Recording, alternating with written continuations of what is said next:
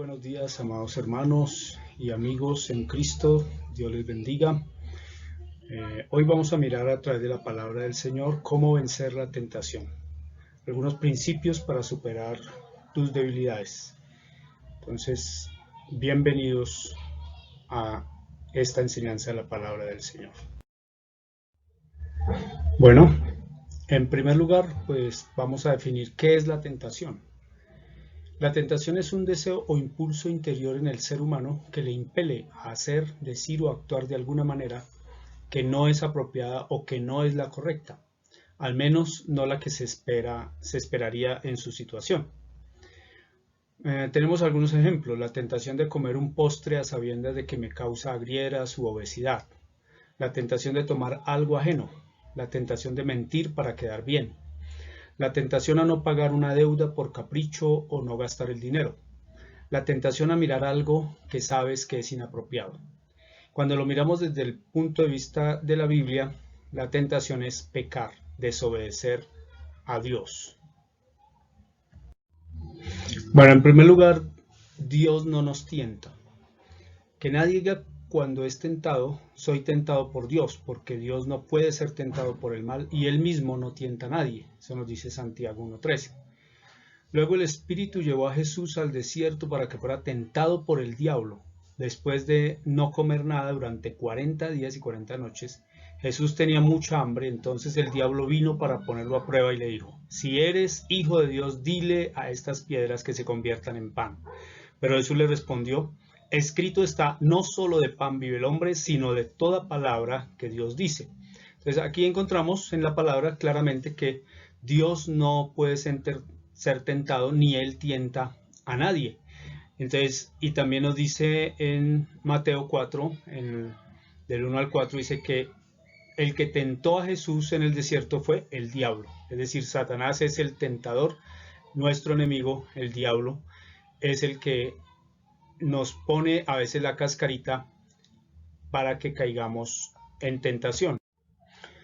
Entonces, vemos a través de la palabra que el enemigo es quien nos atrae al pecado.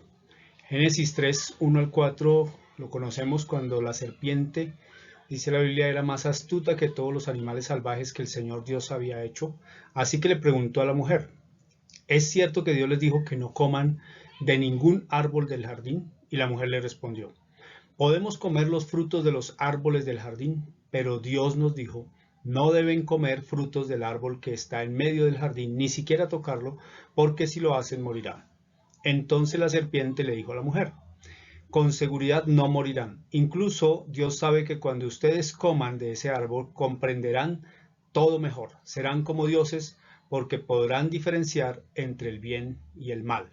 Entonces, una de las estrategias del enemigo para atraernos hacia la tentación y el pecado es hacernos dudar de la palabra de Dios, hacernos dudar de los principios y valores que Dios nos ha enseñado en su palabra, con que Dios os ha dicho, ¿cierto?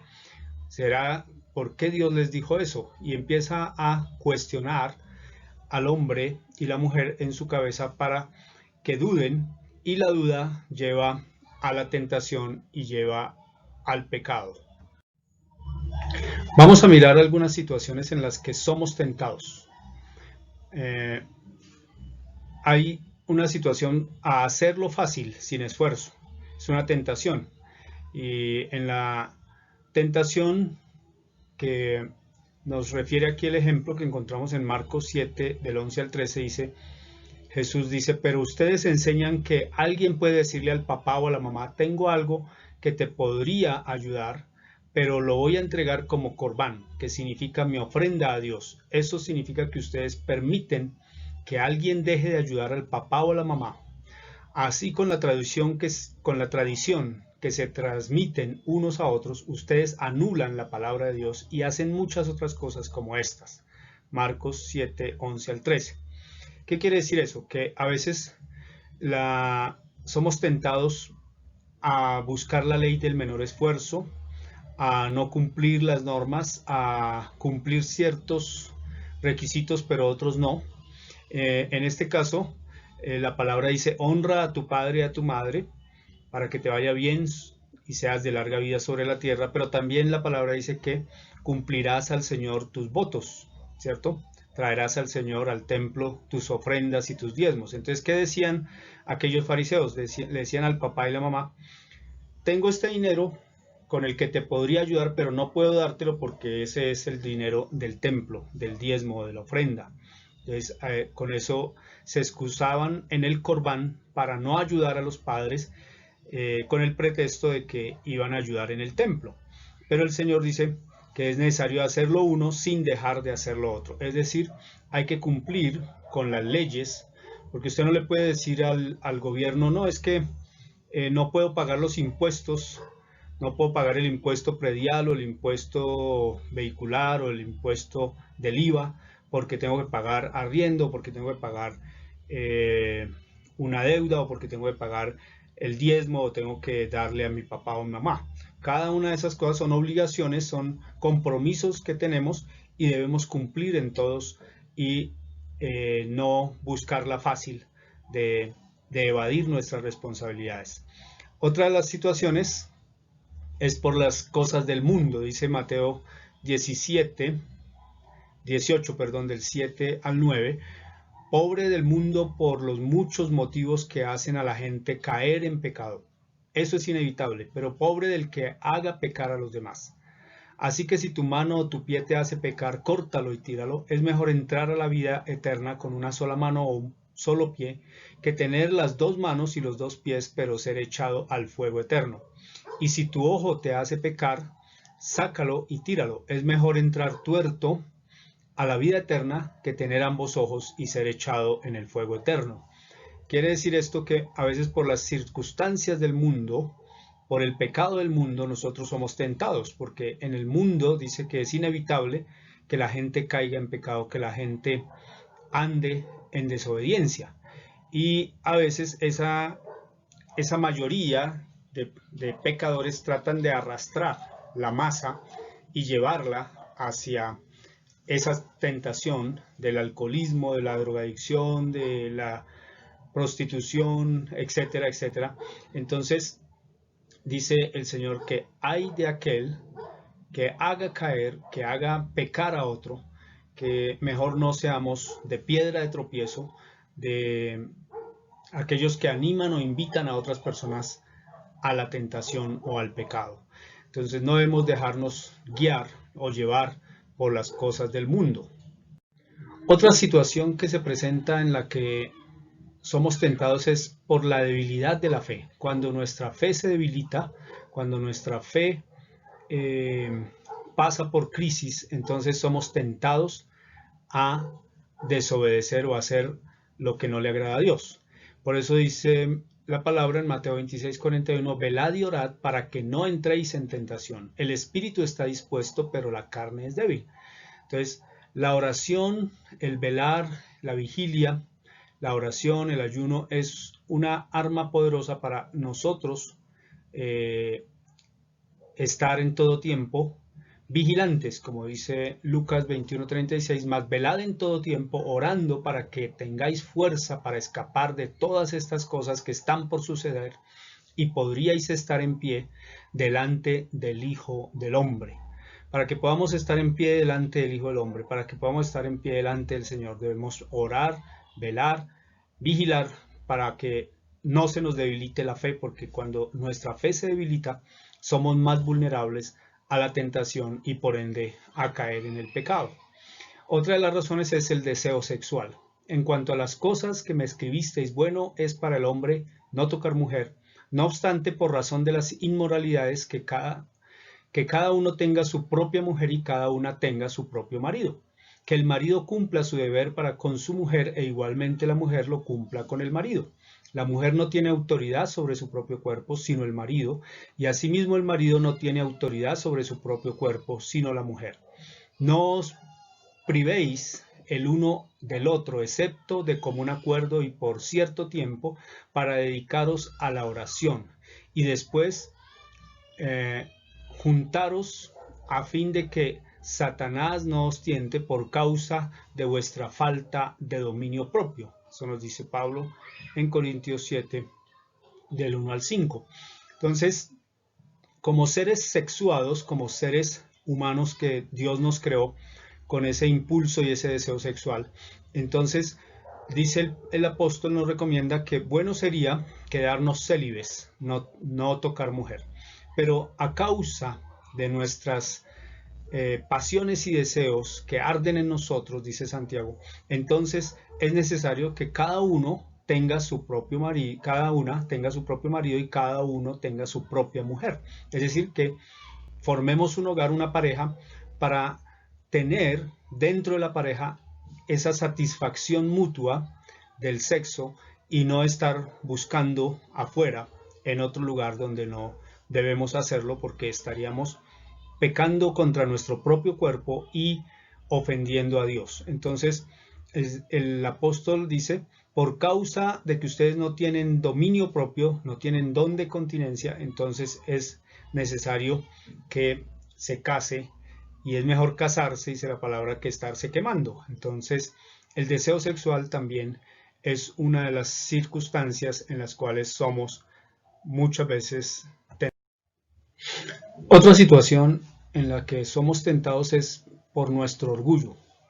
Dice Gálatas 6 del 1 al 3, hermanos, aun si alguno es sorprendido en alguna falta, vosotros que sois espirituales, restauradlo en un espíritu de mansedumbre, mirándote a ti mismo, no sea que tú también seas tentado. Llevad los unos las cargas de los otros y cumplid así la ley de Cristo. Porque si alguno se cree que es algo, no siendo nada, se engaña a sí mismo. El orgullo es un principio de rebelión contra Dios. Satanás se rebeló contra Dios el día que dejó que el orgullo subiese a su corazón.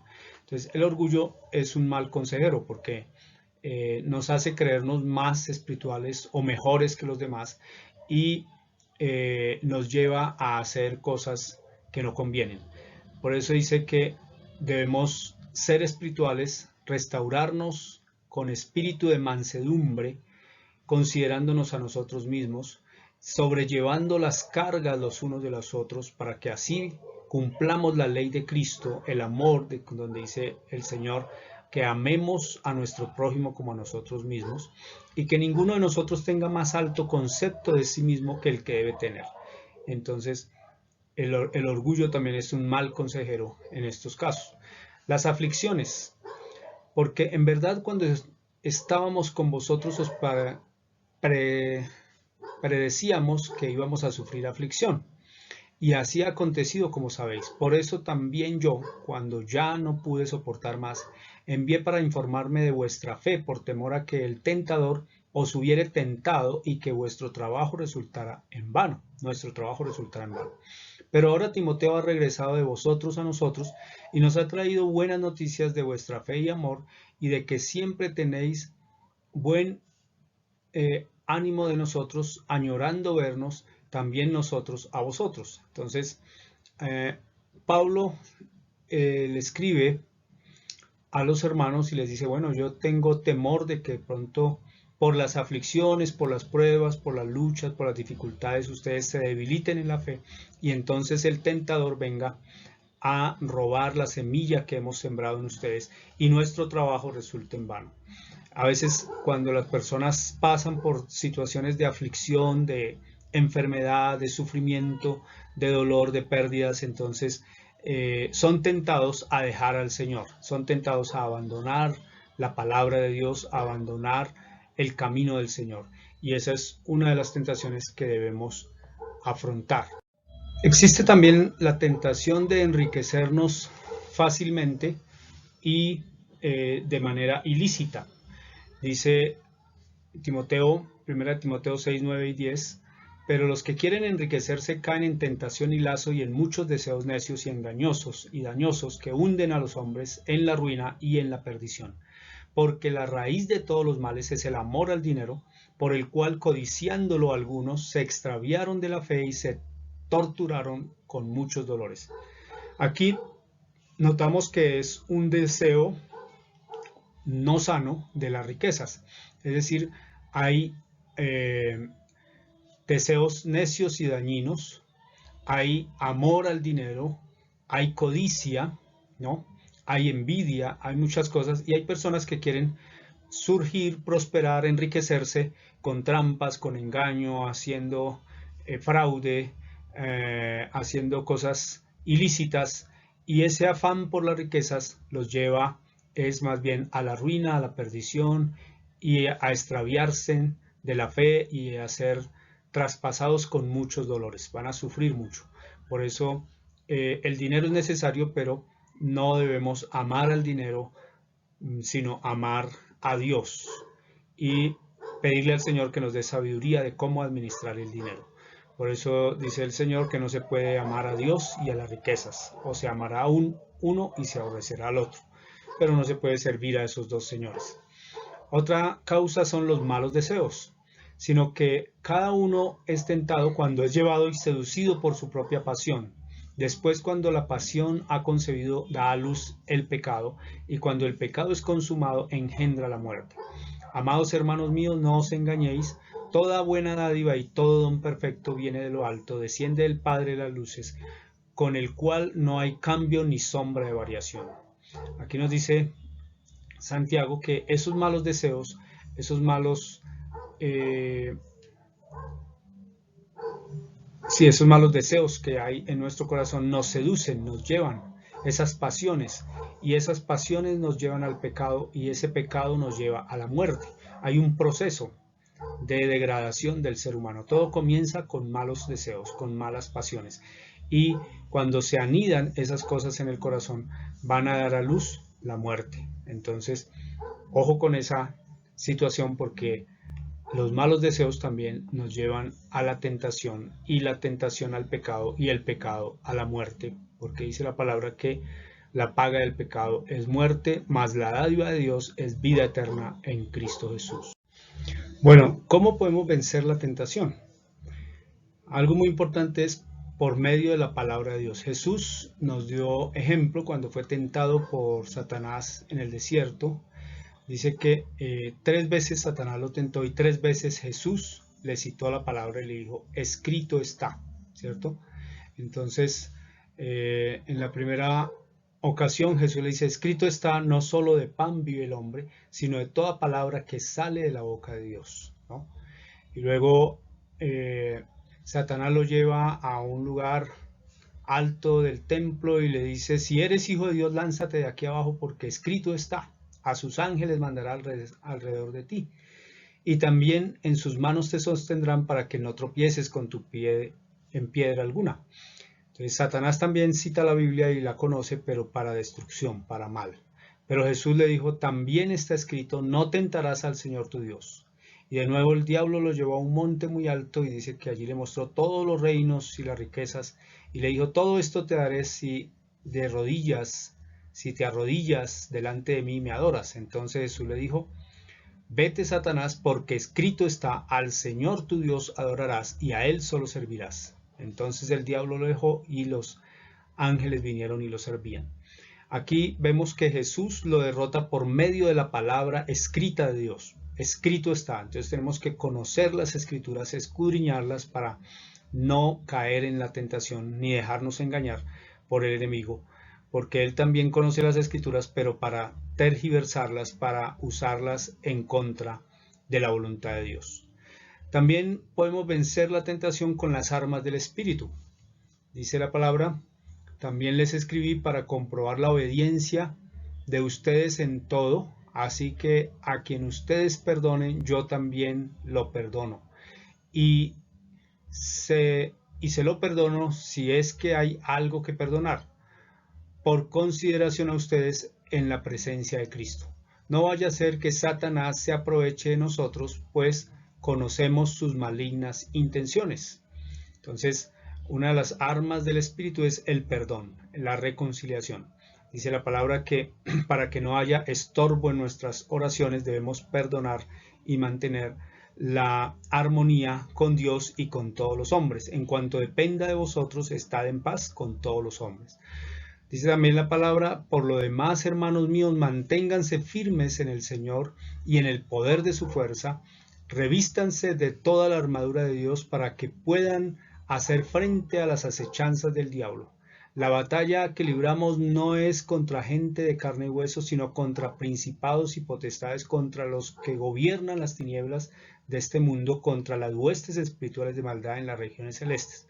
Por tanto, echen mano de la armadura de Dios para que cuando llegue el día malo puedan resistir hasta el fin y permanecer firmes. Entonces, cuando tomamos las armas del Espíritu, la armadura de Dios, que es la fe, la oración, el evangelio, la palabra de Dios, la espada del Espíritu, toda esa armadura que nos habla Efesios 6, ahí podemos nosotros equiparnos y estar preparados para vencer la tentación.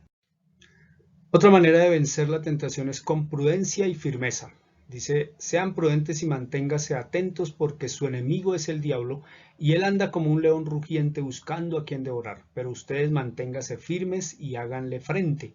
Sepan que en todo el mundo sus hermanos están enfrentando los mismos sufrimientos, pero el Dios de toda gracia, que en Cristo nos llamó a su gloria eterna, los perfeccionará, animará, fortalecerá y establecerá después de un breve sufrimiento. A Él se ha dado el poder por los siglos de los siglos. Amén. Entonces, con prudencia y firmeza. Prudencia, la prudencia es la sabiduría.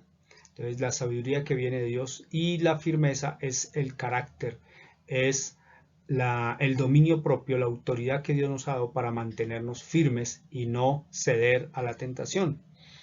También Dios nos ayuda a ver la salida. Dice, a ustedes no les ha sobrevenido ninguna tentación que no sea humana, pero Dios es fiel y no permitirá que ustedes sean sometidos a una prueba más allá de lo que puedan resistir, sino que junto con la prueba les dará la salida para que puedan sobrellevarla. Entonces, tengamos la confianza en Dios, que Dios nos va a dar la salida de esa tentación, nos va a ayudar a dar la mano para que no seamos presa del enemigo.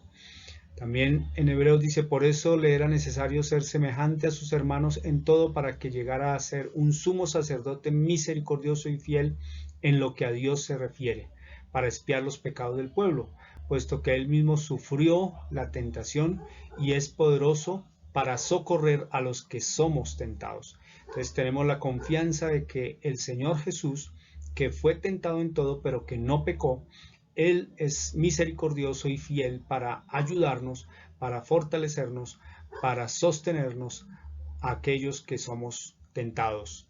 Entonces tenemos la confianza de que Dios nos ayudará a salir de la tentación. Ya habíamos hablado de las armas del Espíritu, y dentro de esas hay una muy importante que es la oración. No nos metas en tentación, sino líbranos del mal, porque tuyo es el reino, el poder y la gloria por todos los siglos. Amén. Ya vimos que ahí en la oración del Padre Nuestro Jesús enseña a sus discípulos a decir, líbranos del mal. No nos metas en tentaciones, no nos permitas caer en tentación. No es que Dios nos tiente, ya vimos que Dios no puede ser tentado ni Él tienta a nadie, sino que el que nos tienta es el maligno, el pecado.